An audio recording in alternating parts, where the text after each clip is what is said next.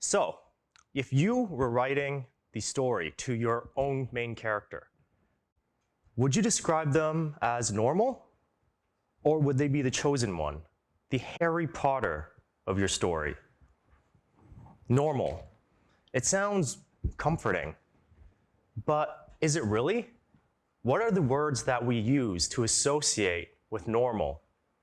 Traditional, mundane, safe, routine. It's not very exciting stuff, is it? Indeed, if we stuck to being normal, we wouldn't have a lot of the cool things that we enjoy today. Instant noodles, cars, trains. Let's be honest, we wouldn't have Netflix. Can you imagine that just 10 years ago, you had to let videos buffer for 5 to 10 minutes before you could watch them? That's like 6 videos on TikTok. A lifetime would have passed. Why did we even bother? Innovation is incredible, and together we can help push it forward by changing just slightly how we think. Across history, our dissatisfaction with normal has led us to build incredible things. Every few years, there's a new normal. The term new normal is very interesting. It's like someone has to shepherd us into a new era, almost as if we don't like it and have to be dragged out of the old normal. It's a bit ironic, but also somewhat true, because as a society, we accidentally reject normal a lot of the time. In his book, Crossing the Chasm, Geoffrey Moore introduces us to the adoption life cycle for new products and services. And according to this, 85% of us are not early adopters. That means 85% of us prefer to play it safe.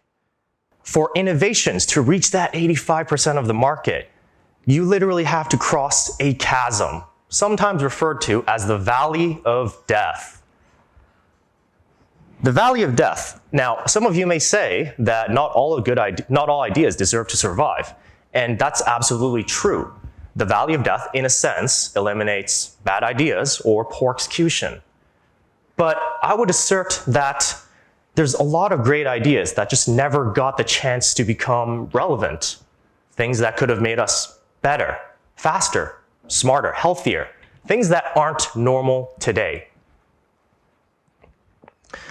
And so let's take a look up history and see a few innovations that we almost rejected. 15 years ago, many of us were saying that no one would buy clothes online. You have to try it on. You have to feel it. And yet I stand before you today with most of my outfit having been purchased on the internet. Let's go further back. New York Times, one of the most established and credible publications, wrote that it would take 1 to 10 million years for humans to build flying machines. 2 months before the first successful manned flight. We'll circle back to flying later.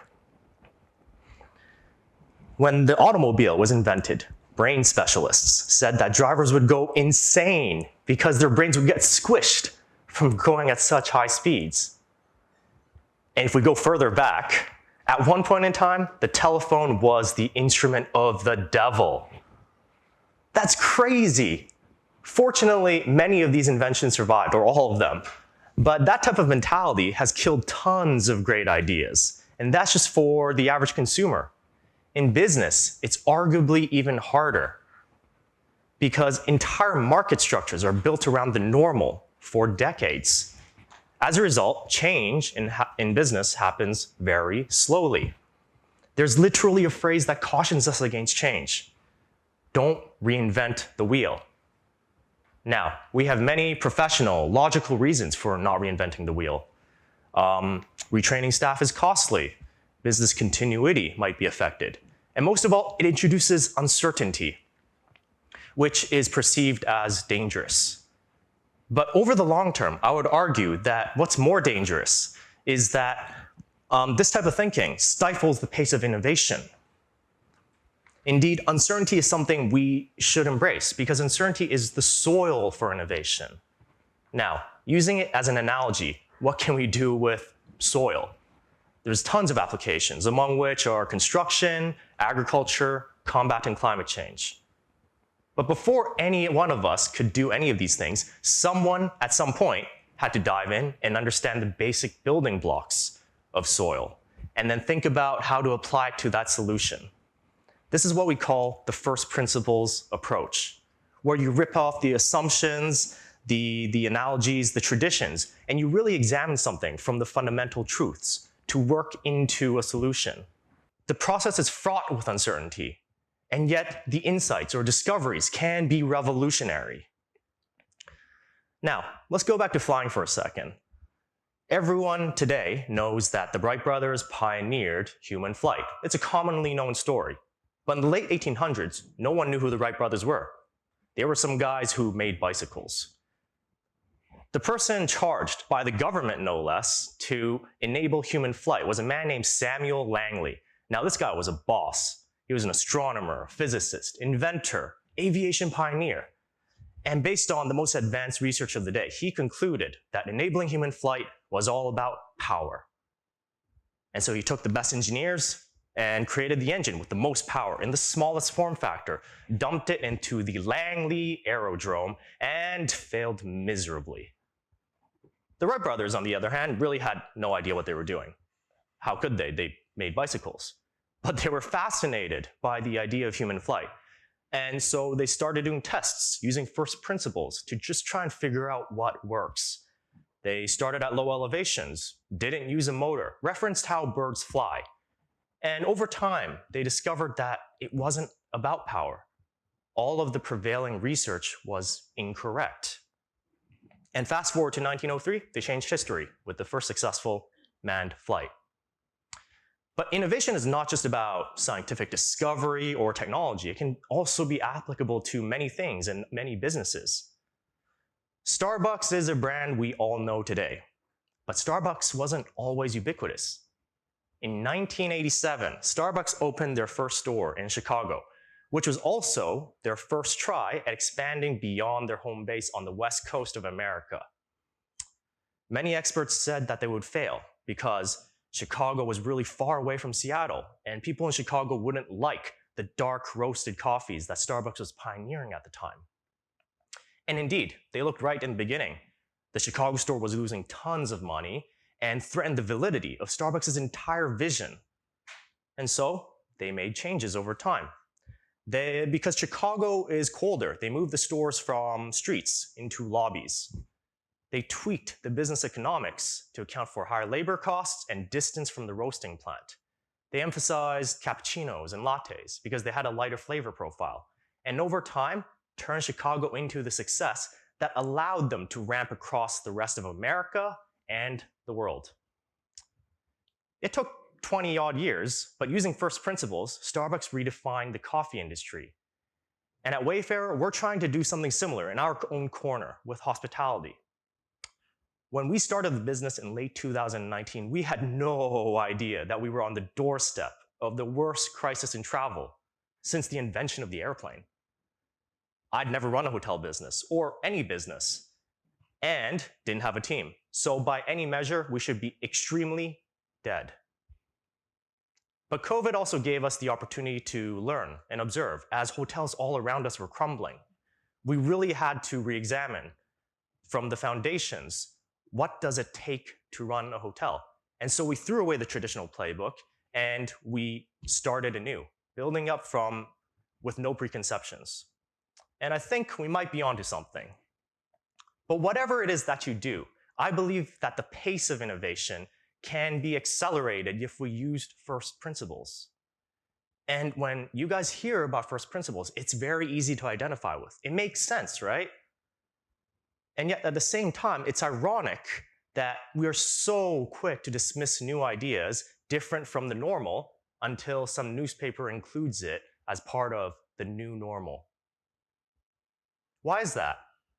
Why do we love our iPhones, our Netflixes, our Frappuccinos, and yet are so quick to dismiss the ideas that led to these innovations? Daniel Kahneman might be able to help.